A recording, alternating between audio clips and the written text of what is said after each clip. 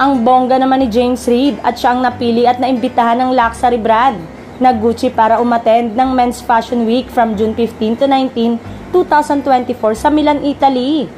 Lumalabas na si James Reid, ang representative ng Philippines sa unveiling ng Spring-Summer 2025 Men's Fashion Collection ng Gucci sa Milan. Bigati ng mga makakasama ni James sa nasabing event.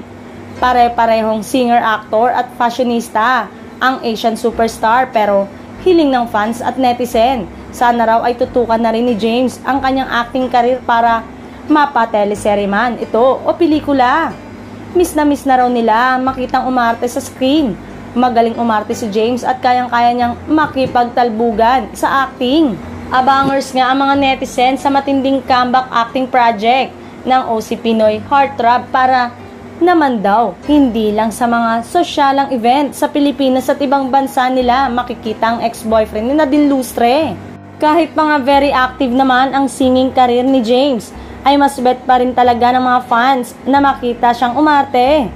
May mga netizen pa na nagsasuggest sa tambalang James at Catherine Bernardo. After Daniel Padilla at Alden Richard nga raw, ay swak na swak din ang Kat Jam. Noon pa man, ay meron na ring followers as love team sina Kat at James kahit hindi pa sila nagtatambal ever. 2017, sa grand opening ng Kat Nails Salon ng mga Bernardo. Shook ang lahat sa salon ng may dumating na yellow rose floral arrangement na galing sa fans group ng dalawa. Pinaalam ito sa mag-inang Kat at Mami Min at nagulat din sila na pareho pero thankful pa rin sa effort at suporta ng fans. Magandang project nga yung Kat at James. Why not? Pareho silang magaling umarte at mukhang may chemistry rin naman sila together, di ba?